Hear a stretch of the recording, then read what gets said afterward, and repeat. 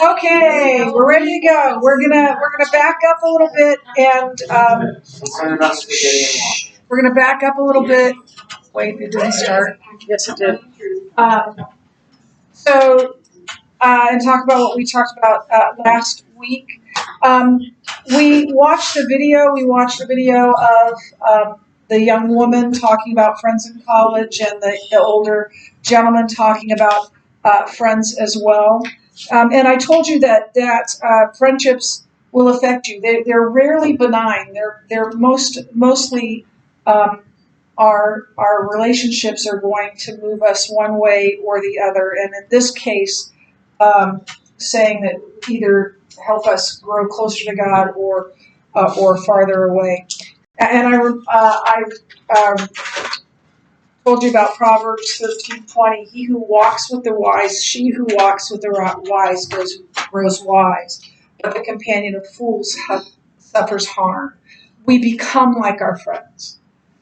We act like our friends. We talk like our friends. We dress like our friends. And we do what they do and go where they go. And if those things are unwise or ungodly or just plain wrong, we are likely to get caught up in whatever that is. But the converse is also true, that if we walk with the wise, we will grow wise. Yeah, don't compromise on friends because you'll be walking in a very dangerous place if you are not surrounded with good and godly friends. And this is what I told my children when they were little. I said a lot of who you become is based on the choices you make and the people you hang out with, and those two things are tied together because we will do the things that our friends do. Then we talked about being intentional in making friends and talked about finding someone who is willing to tell you things that you don't want to hear and then listen to a wise friend and then listen to that person. We're going to dip our toe today into dating relationships. In any relationship, but particularly in a dating relationship, the most important thing is to stay focused on your relationship with God and who He wants you to be, rather than getting wrapped up into that other person. It becomes dysfunctional if you are just so wrapped up in each other that you have nothing outside of that. That doesn't generally end very well. If that is the only person you spend time with, if that's the only person you talk to, if that's the only person, that is not real life, right? I would love to spend some time with my husband, and I love it when we have Sundays and we can both be together. But we have to have lives outside of that relationship as well. So one of the first thing it says here, and remember I showed you this thing that as we're growing each toward God, we're growing closer to one another. And I've certainly seen that over the 7.5 years of marriage, I think at this point. Seen that happen with Jeff and me. So if you want to find the right person, you need to be the right person. So the next thing it says about healthy dating relationships is the unique differences between men and women. And it is true that men and women are different, and I think that is by God's design. For someone who grew up without brothers, although I was a tomboy, so I hung out with the boys a lot, it can be difficult to understand the opposite sex if you didn't have a brother if you're a girl or a sister if you're a boy. When my parents were pregnant with my older sister, he really wanted a boy. Really, really wanted a boy. And he got a girl. And then he figured out that this daddy's little girl thing, that's a good gig. And so after that, he only wanted girls. And he only got girls. But when Missy was born, the youngest was born, this was back in the day when you couldn't find out the sex and the father wasn't even in the room with the mother. And so the nurse would come out and tell the father the sex of the baby. And the nurse came out and said, I'm sorry, General Colliday, it's another girl. And he grabbed her and he kissed her. He was so excited to have a little girl. And he was a great dad, girl dad. Yeah, he was a great girl dad.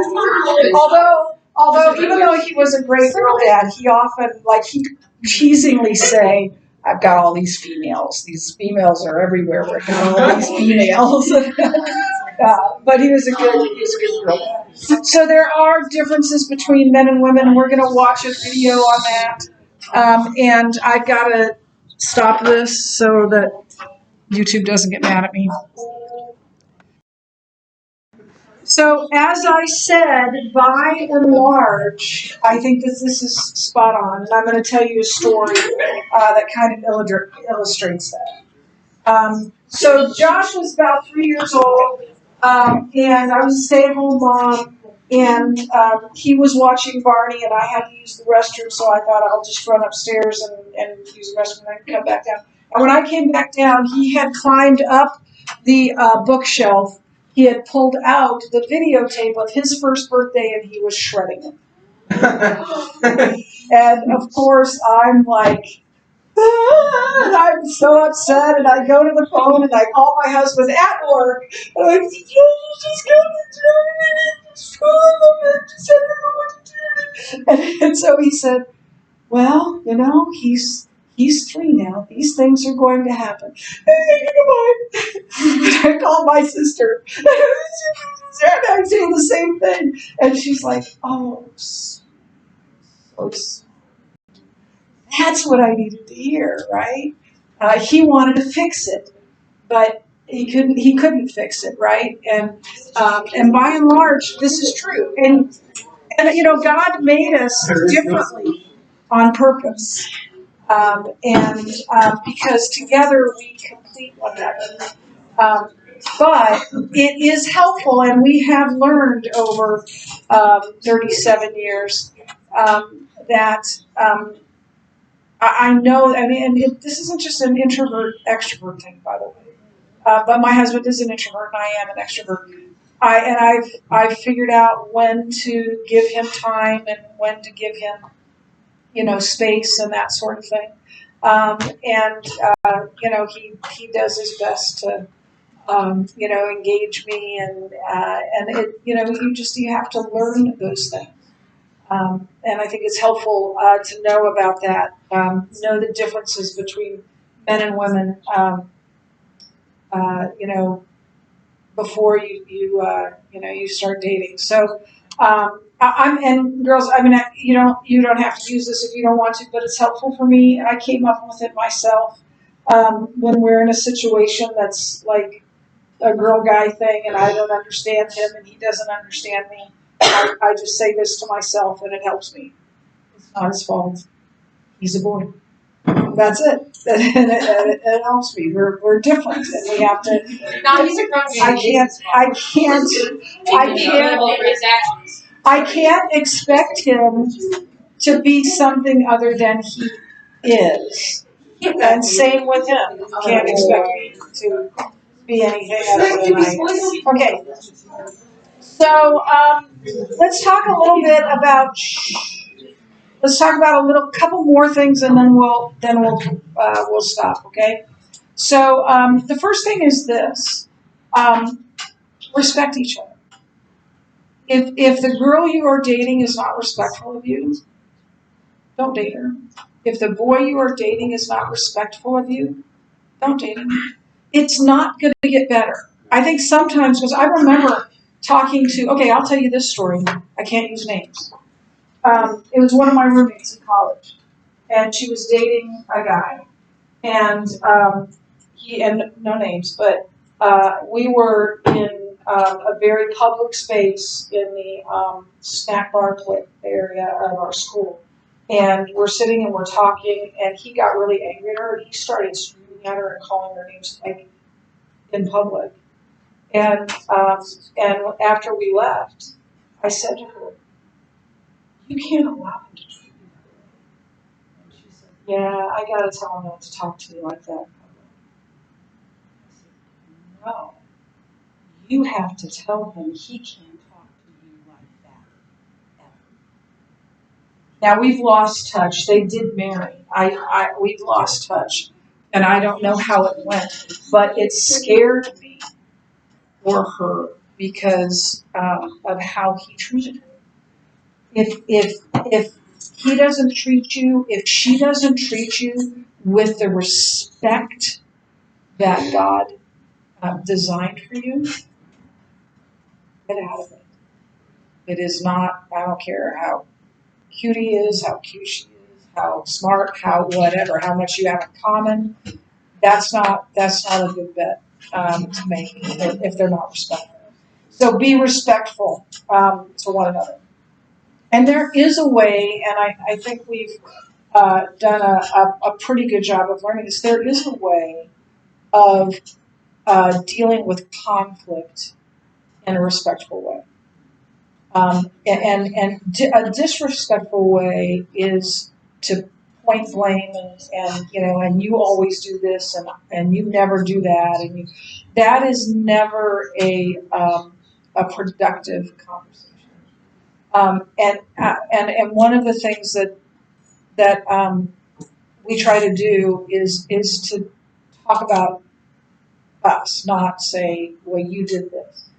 Say, when this happens, or when we're in this situation, I feel like this. I feel unheard. I feel disrespected. Instead of saying, you don't respect me, or you're disrespectful. And that may be true, but it's easier for the other person. If the other person is offended, then the conversation's going nowhere. You might as well just end it and give yourself time and come back after you've cooled down a little bit. And if it becomes shouting or calling people names, that's never productive. And if that's the way that the person you're dating, if that's the way they operate in relationships, again, get out of it. It's a whole lot easier to break up with a boyfriend or a girlfriend than it is a husband or a wife. So it's not going to change. It's not going to change. If you're thinking he'll change, she'll change, it's not. And then so be respectful, and then learn to be friends. Take your time. You're not in a hurry, and you're likely 4 years away from getting married. You've got time. Don't be in a hurry. Don't be in a rush to get married. Jeff was, and we were. I mean, sometimes I say we were older, and people go, "That's not older." But we were. I was 25, and he was almost 29. And I'm grateful that I had a chance to live my adult life a little bit, and he had a chance to live his adult life a little bit, so that we understood life a little bit more. And don't be in a hurry. It's if that's the right person, that person will still be there. And then the other thing I say is, and this is how I put it: don't do 0 to 60. Don't meet someone and a week later you're, I'm so in love and he's so wonderful and you don't even know that person. It takes time to get to know a person, and you need to see that person in different situations, and hopefully meet families and see what their families are like, and that's important because that's where that person came from, and they will be imprinted by that.